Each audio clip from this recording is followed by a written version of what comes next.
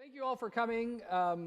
I just want to give a little background on why I was thinking about jazz and how it incorporates with theology. And the story starts sort of about a year and a half ago after my wife had been diagnosed with stage 4 lung cancer. Fortunately, she's doing great now after a year and a half of some very lows and a lot of good things that God has done for us. And so anyway, during the early times of that diagnosis, and we were just basically in shock of how we were going to deal with this, I found a strange thing happening when I would drive around in my car and wanting to listen to music, that I really wasn't able to listen to music in the same way I was before. Everything I used to listen to just didn't sound right. And so after a while and going through my iPod and different music, I came across Louis Armstrong, and for some reason I was able to listen to Louis Armstrong. And so probably about 3 months, all I listened to was Louis Armstrong and maybe a little Billie Holiday or Oscar Peterson, a few other jazz people. But for quite a while, jazz was about the only thing I could listen to. And as I reflected on that, on why is that so, I realized that there are aspects that make jazz jazz. And a few of those are the blues, which make it have soul, and it is really honest about who we are. But it also has this very uplifting part to it as well. And so both of those are going at the same time.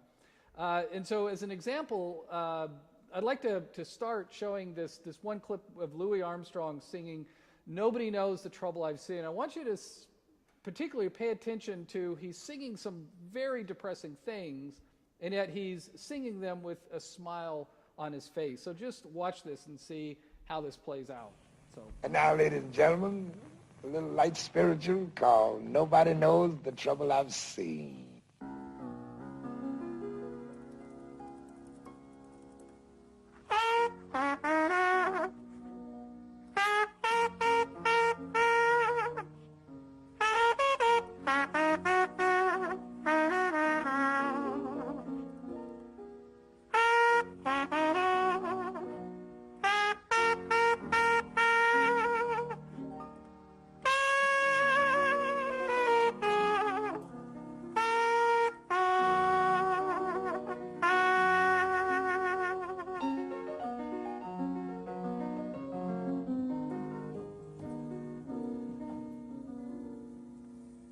Nobody knows the trouble I've seen.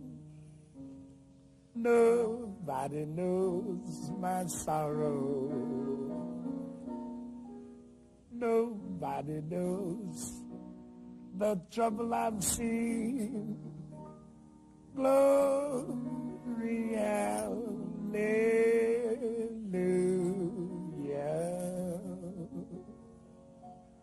Sometimes I'm up, sometimes I'm down.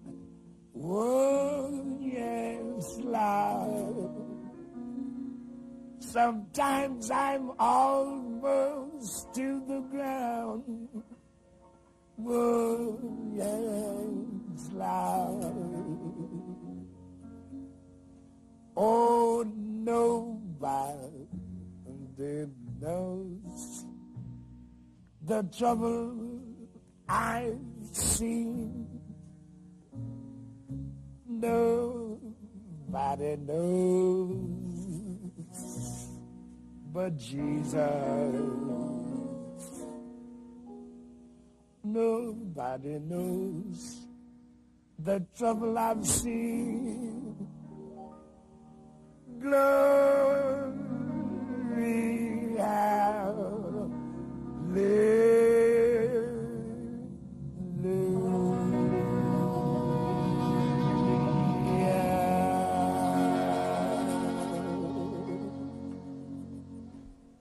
Now, I dare you to be depressed after watching that. I mean, it's just amazing. So the story of jazz, and I just have to be upfront, I am not at all a jazz expert.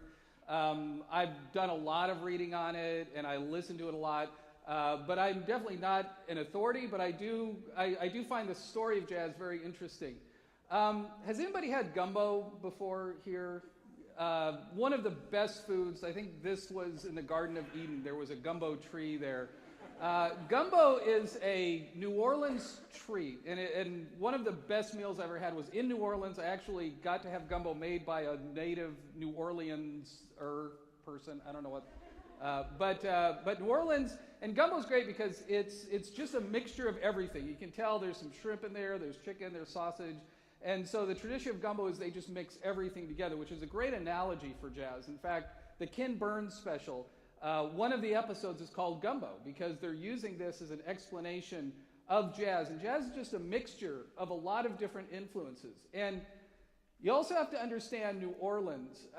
New Orleans, especially at the beginning of the 1900s, is a convergence of so many different things. It's a port city, so there's a lot of high society, but it's also a port city, so there's heavy prostitution going on there. There's gambling, all sorts of vices happening. It's a strong Catholic community, and so ritual is very important to them. And so you see this is an example of a second line, which is in New Orleans.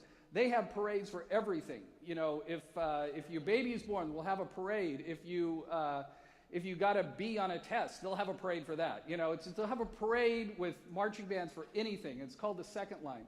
And so New Orleans is really important. And I wanted to show you a picture of, there is me, Dr. Anderson, Dr. Troll, Ryan Welsh is there, and a couple of our alumni, and we're in New Orleans. And this is Café Du Monde.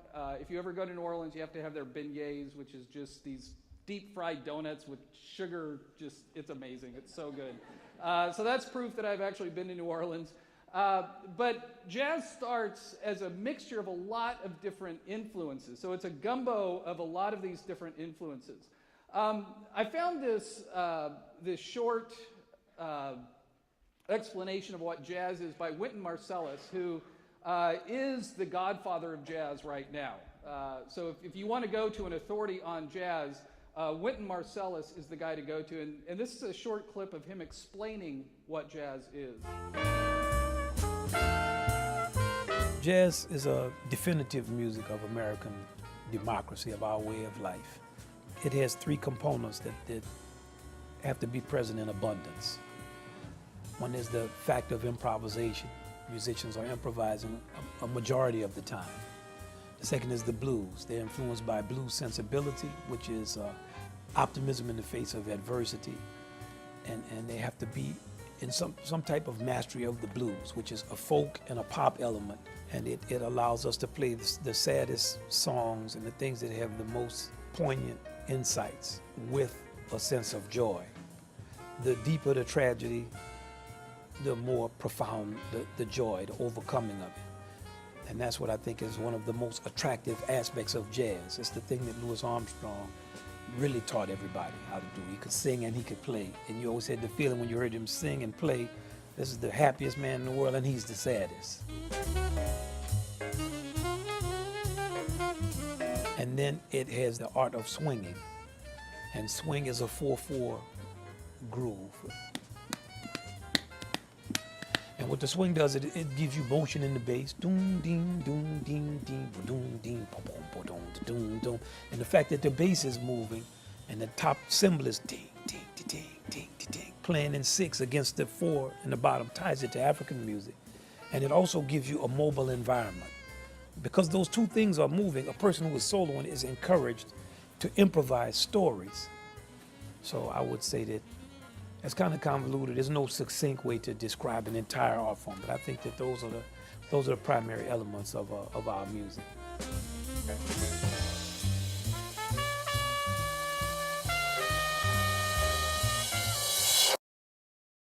So one of the books I found interesting is this book called Finding the Groove. This is by a pastor who's also a Jew, a jazz. I don't think he's Jewish, but the Jews definitely had the blues, I think, yes. Our study of jazz offers the explosive hypothesis that those who have had the peculiar experience of, and this phrase I think should stand out to us, of being unfree in a free land, which is a great way of describing slavery, isn't it? Is that we are bringing people in chains to the home of the free, which is a very strange idea. So that the people who are being unfree in a free land might actually be at the center of our history.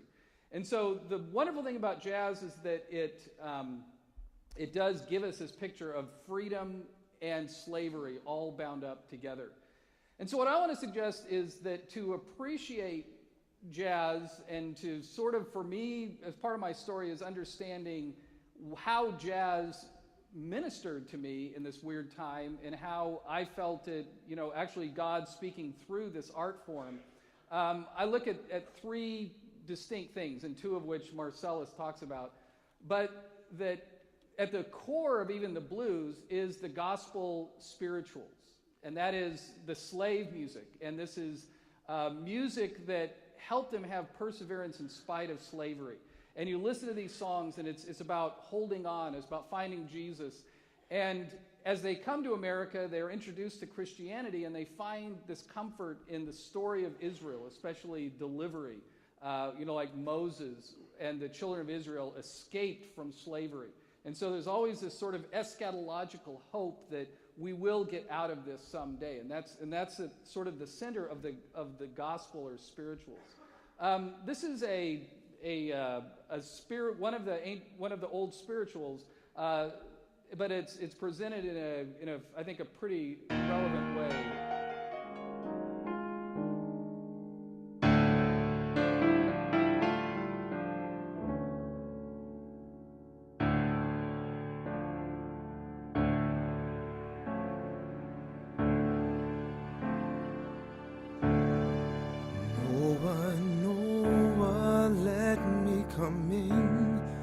Doors are fastened and the windows pinned.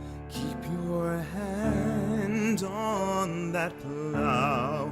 Hold on. Noah said you done lost your track. Can't plow straight and keep a looking back.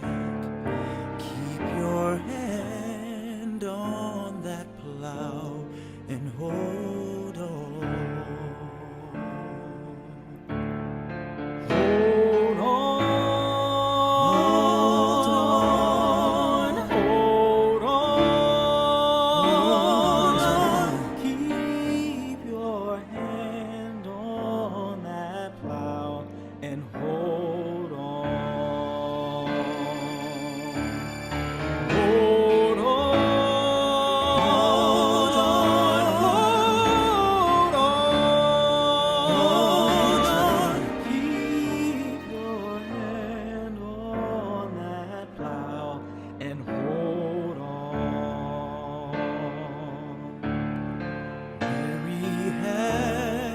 Golden chain, every link spelled with Jesus' name.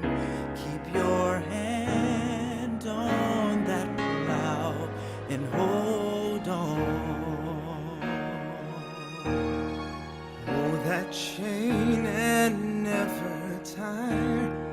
Every round goes higher and higher. Keep your hand on that plow and hold on.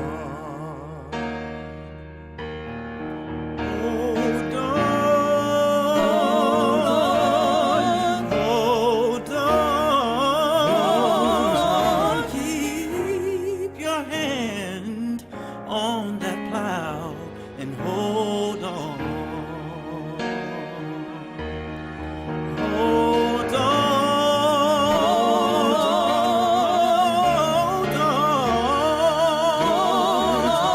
Keep your hand on that plow and hold on.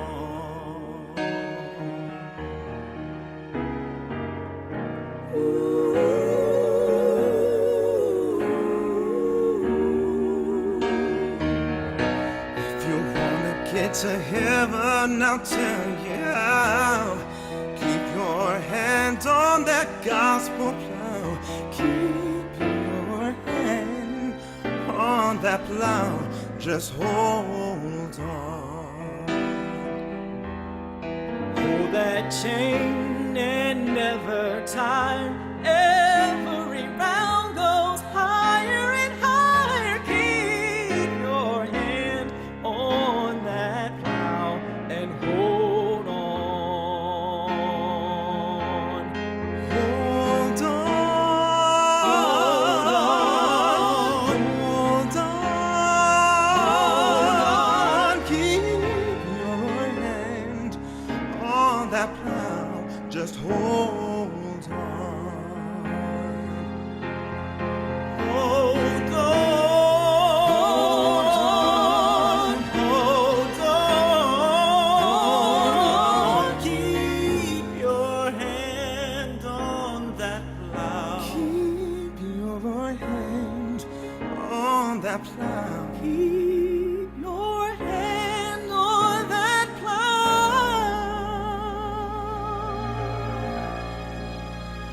And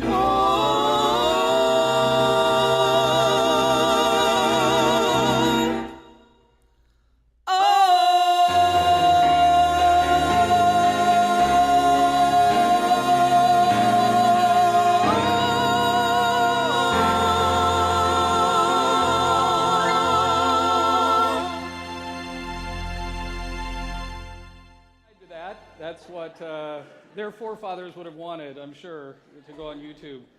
But so this gospel is about eschatology, I think. It's about saying there is something out there and we need to persevere and get through this. And the second of the three parts of jazz that I want to bring out is one thing that Marcellus talks about, and that is the blues. And so gospel is a very strong influence, especially during slavery, but we know after the Civil War that segregation, that we still have racism, but it just takes a different form of Jim Crow laws and all these sort of things. And we have this segregation going on.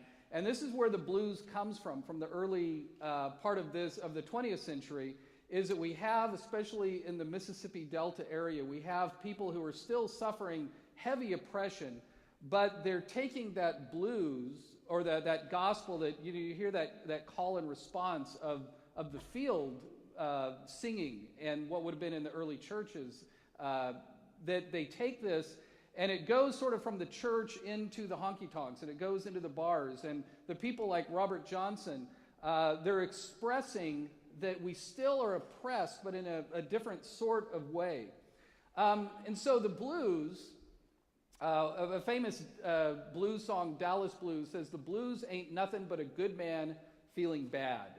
And so the blues, you have to understand, they're definitely the blues which make us understand what angst is and suffering, but it's always done with a little bit of a twinkle in the eye, a little bit of, but this isn't going to define me. I'm going to have some sort of optimism through this. A great book by Stephen Nichols called Getting the Blues, and I had to put this in for Ryan Stark. Traveling by Greyhound counts, but not traveling by plane. Okay, so if you travel by a bus, you have the blues, but if you fly somewhere, you can't really count that as the blues. Driving Chevys, Fords, broken down trucks, and an occasional Cadillac qualifies, but not Volvos or BMWs, okay? So you have to have, and I'm not sure what my Kia Rio, I don't think that's very bluesish.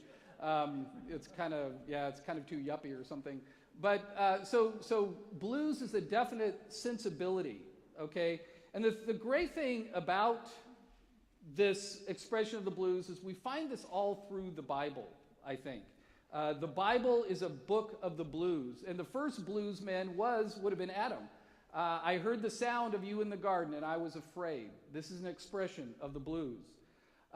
Exodus, during those days, those many days, the king of Egypt died, and the people of Israel groaned. And this is a expression of the blues because of their slavery and cried out for help. Their cry for rescue from slavery came up to God. And you can see how this is a very blues moment, isn't it? In Nichols' book, he writes a whole chapter about Naomi, saying that she was the original blues, the woman of blues. Naomi says, she said to them, "Do not call me Naomi, call me Mara, For the Almighty has dealt very bitterly with me.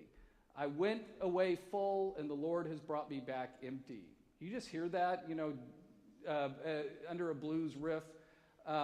Why call me Naomi when the Lord has testified against me and the Almighty has brought calamity upon me? This is the blues. The Psalms is a very blues expression. My God, why have you forsaken me? Why are you so far away from saving me? From the words of my groaning. There's that groaning again.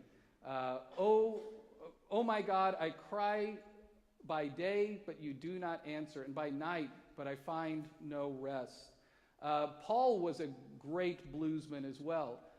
Wretched man that I am, who will deliver me from this body of death? And so it's a very biblical thing to express this inner anguish we have inside of us. And so what especially those early blues guys did is they took this expression that would have come from the fields, and they put it in a format that became very standardized, and that would have been the 12-bar blues. And basically everything that came after this would fit into sort of this 12-bar structure. And I found this song, which is not really the blues, but it's by a band called NRBQ. Anybody heard of them? Any of you She and Him fans? Zooey Deschanel and M. Ward? Anybody? Okay, 3 of us. That's good. We'll talk together. This is a big influence on them. But I just want to play this first little part of this. This is their song. And listen how, because they're going to count off the 12 bars in the chorus here. So listen to how this develops. And what they're doing with these 12 bars is all of the blues people have this as a structure. And once this is structured, you can do a million different things with it. They loved it, Big Al.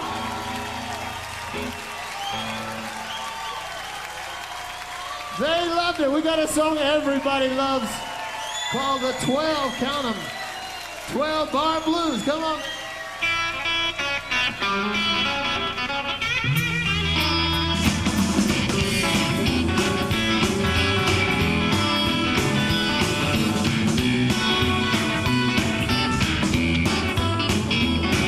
If it's country music or rock and roll, modern jazz or some of the soul, I love the rhythm of the 12-bar blues. Well, I like my music to the rhythm of a 12-bar blues. If I'm sitting at home riding in my car, watching Jerry Lewis drinking in a bar, I love the rhythm of a 12-bar blues. Well, I like my music to the rhythm of a 12-bar blues. Show 'em how to do it, boys. 1, 2, 3, 4, 5,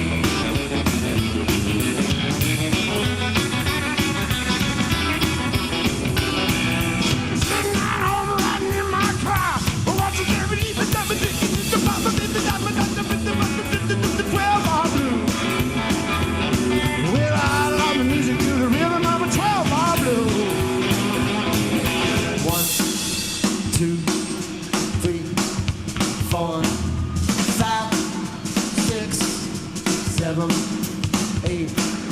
9, 10, 11, 12.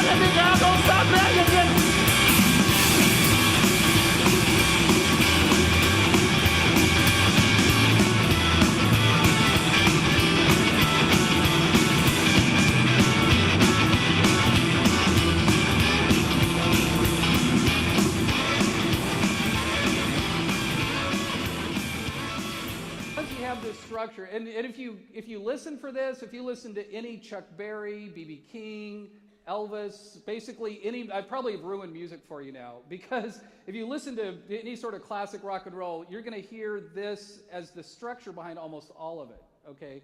So that's sort of a trade secret of how they're doing it. And so what happens is the blues structure, and Marcellus talks about this, becomes this sensibility of a way to format everything so that if we are to sit together in a band, we all know the structure, and so we can just play this all night long. We may play it in different keys, different tempos, but this is what we can play for 8 hours, and no one is going to get tired of it because of the structure of it. And so I wanted to play this little bit here. This is from Ken Burns' documentary Jazz. And it talks about probably the most important jazz song by Louis Armstrong. And I want you to listen for the blues influence of this. And it starts with a little narration about this song. It would become one of the best-known recordings in the history of jazz.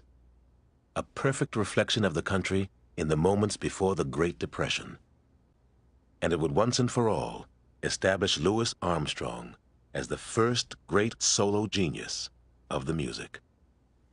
When I was 15, I bought a copy of Louis Armstrong and Earl Hines. And I put it on, and the first track was Basin Street Blues, and I was so astounded by that I had to take the needle off the record and just kind of get my breath. It took me about 6 months to get through the whole side of the record, memorizing and learning each track before I would go on to the next one.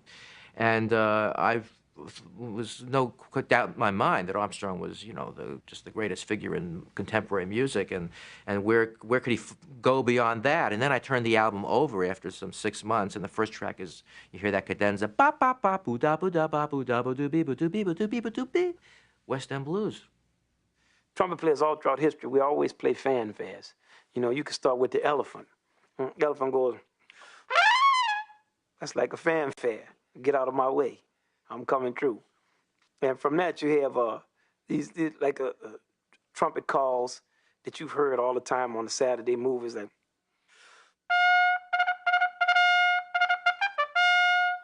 little things like that. And in Beethoven Lenore Overture, you have a trumpet call like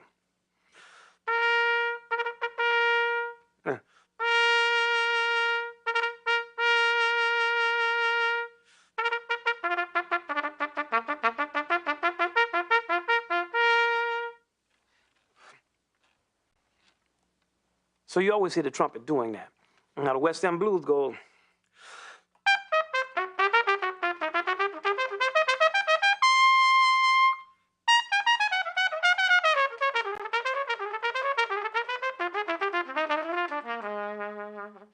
So that's like another whole concept of a fanfare. And Armstrong goes into 2 different times, and he uses the same arpeggios, then he uses all these chromatic notes, and he uses the sound of the blues. It's like everything is in there. But it's so natural, it sounds very simple. But let me tell you, it's hard to get that D, too. And when you hear him play it, it's so just the brilliance of it, but also how natural it. It's just like, okay, here's West End Blues for you. I played West End Blues once for a music professor, and I put it on the turntable, and we played it once, and he said, play that again. We played it again in complete silence, and he said, I think that may be the most perfect 3 minutes of music I've ever heard in my life.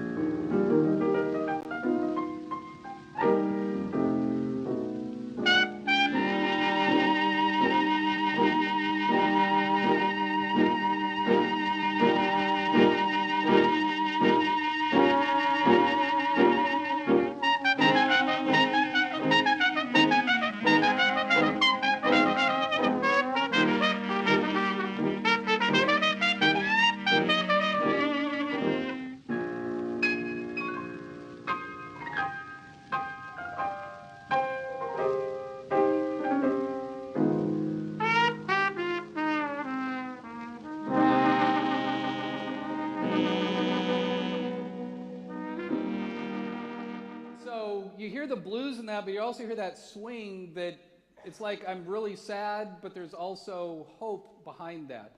And so the gospel or the spirituals is definitely at play in the jazz. We definitely have the blues there that, again, it lets us be very honest about this, and this is anthropology. It lets us be very honest about who we are and the horrible things we're going through, but it doesn't allow us to stay there. It always makes us come out. And so gospel or the spirituals, the blues is another aspect. And the third is improvisation that makes jazz jazz. And this is one jazz picture, or maybe Charlie Parker would be more appropriate. But improvisation is, again, as what Marcella says, this is one of the most important things about jazz. Here is this is the Finding the Groove book. The word improvisation derives from the Latin improvisus, meaning not provided or not foreseen. Improvisation is the willingness to live within the bounds of the past and yet to search for the future at the same time. Improvisation is the desire to make something new out of something old. And I really believe this speaks to, and I want to put out this idea that how does it speak to us in terms of theology? One of my favorite theologians is Kevin Van Hooser, and what he has said is that the Christian life is improvisation with the script. And I think this relates very closely to jazz. And here's a quote that's way too long. I never do this on your PowerPoint slides. Too much words, but we'll stumble through here. And so Van Hooser says, "Let me humbly suggest that Jesus' life was itself an improvisation of an Old Testament theme, covenant. What Jesus did was both creative, he was doing new things, yet entirely in keeping, being faithful with what God had done in Israel previously. Likewise, the Apostle Paul improvised the gospel for non-Jewish listeners in Asia Minor and Rome. The key to good improvisation is knowing how to continue the same action in new situations." And I think jazz can help us understand this, that the New Testament tells us what Jesus did, what the early church does, but it also tells us how the story is going to end. In fact, improvisation, if you think about this, if we have an actor or we're doing a play up here, okay, so there's a play going on, and all the actors know the script really well. They understand the author. They understand what the author is all about. And something goes wrong. Have you guys ever seen this maybe in a play where they've got to improvise, okay? And the key to good improvisation is for them to stay in character, but figure out maybe how to get out of this snafu. You know, maybe someone's not coming on stage when they're supposed to, and so we have to make things up. And so they learn this art of being able to improvise, but they're not saying, hey, let's stop the play. Hey, this guy's not out here on stage. Come on the stage, right? They stay in character. They try to keep the story moving. They try to figure out, okay, what would my character do in this situation? They may have to improvise new lines, improvise new action in order to keep the story going. And so what Van Hooser is suggesting is that we basically know the story. We know the author, who is God. We know what he's revealed in the Bible. We have creation, the election of Israel. We have Christ coming in the incarnation. We have the church starting. This is all in our past. But we also know how the story ends. And so what Van Hooser suggests is that in order to live the Christian life, we are improvising, right? When a new situation comes up that we don't have the script for, we need, since we know the author, since we know how the story started, we know how the story is going to end, when things come up in the church, in our lives, in fact, I was talking to a friend recently about Facebook, and he says, you know, and he had spiritual Christian reasons why he got off Facebook. And I've got Christian reasons why I stay on Facebook, okay? There's nothing about Facebook in the Bible, but there's a lot of stuff in the Bible about social interaction. There's a lot in the Bible about how we can love each other. There's a lot in the Bible about how you can be false with each other. And so we can read the Bible and we can figure out what has come before, how the story ends, to give us a clue on how we should live in the present. Does that sort of make sense? And so I think that we can learn a lot from jazz, because when they improvise, they all are in the same key, they are in the same 12-bar blues, they're in the same time signature, and yet there's freedom for the soloist to improvise according to the script. Another thing Van Hooser is going to say here is theology's aim is to cultivate persons with a theodramatic, that's the way he speaks of this. The theology's aim is to cultivate persons with a theodramatic wisdom and ability to know what to say and do in order to advance the main action of the play. I really like this way of thinking of theology. It's not a bunch of doctrines that we memorize, but we are in a play. We are actively in a jazz song that we are playing out. And the key is not to give you the script, but it's to help you be a better improviser of what's happening. Not that we're making it up, but that we're acting according to this script. This is a song that, I'll just play a little bit of this, but I want you to listen for the improvisation between the piano and the bass.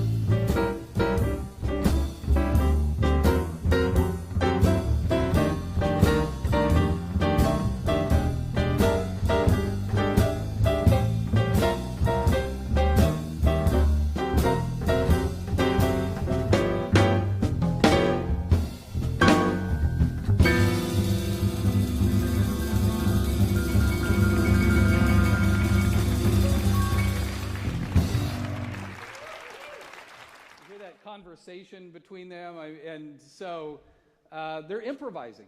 And so if you listen to them the next night, it would sound totally different, yet it's in the same key, same time signature, and so there's freedom within the structure. And I think that's a great way of thinking of theology. And so I want to close with just two sort of takeaway or suggestions that I think jazz can help us think about theology and the way that we live in Christian community together. And the first is that I think we need to learn to hear the blues. I think we are, it seems like, okay, I'll kind of be a grumpy old man here, but sort of going a little rant here. But that's called, in academic circles, I think we call rants something more respectable. I don't know. But a lot of times the worship music that we do, it's very celebratory, which is great because we need to celebrate. But I don't think we evangelicals do lament very well. And when you look at the Psalms, you realize how much of the Bible is people feeling horrible, okay? Not that we need to always feel horrible, but sometimes that's where we are in life, isn't it? And sometimes if we sort of short circuit that into saying, you know, there's problems in my life, there's problems around me, because sometimes in our white middle class, you know, consumerism, we have, you know, we're not hungry. I don't know what it's like to be hungry. That's why I think fasting is probably a good idea. Because we are so rich. We have so much money. Even if you are a college student and you're broke, you are still richer than probably 99% of the world population right now. And we have so much, and we don't know what it's like to have poverty. We don't understand people who are in pain enough. And so I think we need to be able to listen to the blues, and because God wants us to minister to these people, but it sort of needs to come from a place where we understand what they're going through. And so if we're too quick to jump to celebration and we bypass the blues, we're missing what God wants to tell us about our neighbors and really our own state as people who are at their core forgiven sinners. Paul understood this really well, but he didn't have to imagine what it was like because he was hungry a lot of the time. He was beaten. He was in prison. For the sake of Christ, I am content with weakness, insults, hardship, persecutions, calamities. That's the blues, okay? I'm content with the blues, for when I am weak, then I am strong, okay? So the idea that if we don't have any problems, we don't really need God, do we? And so the more we understand the blues, the better off we are. C.S. Lewis, when you know you are sick, you'll listen to the doctor. When you realize our position is nearly desperate, you'll begin to understand what Christians are talking about. They offer an explanation of how we got into our present state of both hating goodness and loving it. And so Lewis would be one for the blues. He would say, yes, we need to live in this moment. Martin Luther is my favorite blues performer. His Latin phrase, simul justus et peccator, that's how you do blues in Latin, okay? Which means I am at the same time just and a sinner. And so he always wanted to acknowledge that through the imputed blood of Christ, I am just, but I am also a sinner. I still have sin that I love to do, and that is a part of me. The other suggestion is that we need to improve the skill of improvisation, and that is we need to continually understand the author of this story that we're in, the story of redemption that we're in. And the better we understand the author, the better we will be at improvising when the world throws us a curveball. We're not quite sure how to react. The better we understand the author, the better we understand the script, which is Scripture, the better improvisers we will be. And I had to put this in because I always have to put a Bono quote in whatever I do. And fortunately, this one sort of applies. So this is a recent interview he gave. And what's so powerful about the Psalms are, as well as there being gospel and songs of praise, they are also the blues. It's very important for Christians to be honest with God, which often, God is much more interested in who you are than who you want to be. And I think this is improvisation with the script is exactly what Paul was doing in Acts 17. And Paul went in as was his custom, and on 3 Sabbath days he reasoned with, now listen to what's going on here, he reasoned with them from Scriptures, explaining and proving that it was necessary for Christ to suffer and to rise from the dead, and saying, this Jesus whom I proclaim to you is the Christ. What Paul was doing is he understood the Old Testament so well, and he understood Christ's place in it, that he was able to open the script with the people who saw it as authoritative, and he was able to improvise, not make up, but able to, within that structure, show truth and reality through that. And then Philippians, just want to look at this real quick. Not that I am speaking of being in need, for I have learned in whatever situation I am to be content. I know how to be brought low, how to abound in any and every circumstance. I've learned the secret of facing plenty and hunger, in other words, the blues, abundance and need. I can do all things through him who strengthens me. And so Paul was a master of this. And so I would suggest that we need to learn to hear the blues better, and we need to be better improvisers. That is, we understand the author and we understand the script that we're living out. I just want to close with one more song, and this is one of my favorites. And listen to, again, the blues. It's wrap your troubles in dreams. I think that one phrase sort of summarizes for me Louis Armstrong, that we have troubles, but what are we going to do with them?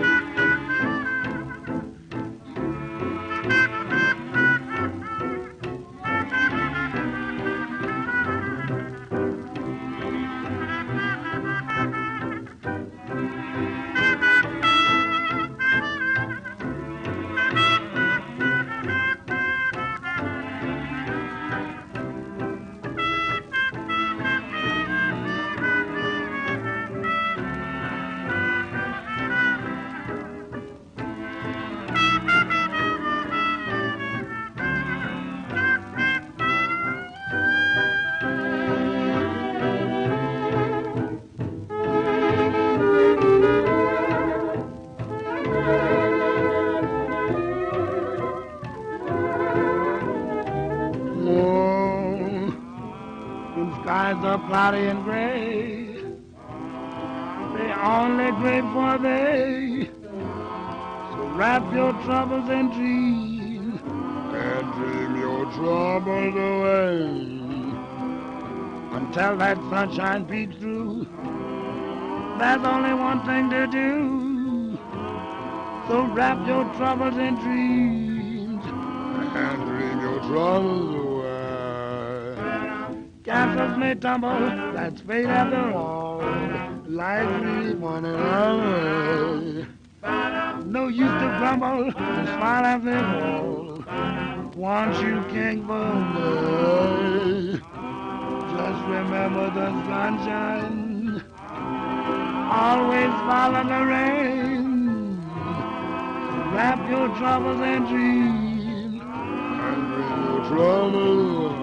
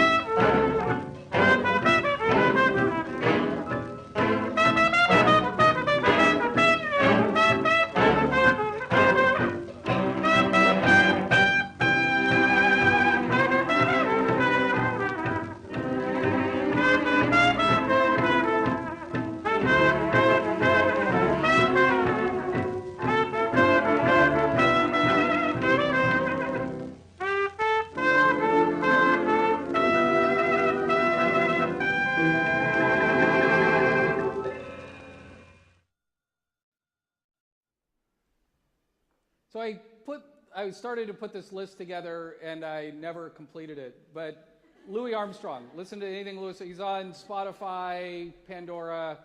Louis Armstrong. Probably the best place to start is he did a record with Ella Fitzgerald. I think it's called Ella and Louis, would make sense. But if you find the Ella Fitzgerald and Louis Armstrong duets they do, that's considered one of his best. I think it's probably my favorite of all of his. So yes, so I think that is it. Follow me at And Dead Theologians if you want to see a lot of tweets about Doctor Who and Duck Dynasty. So.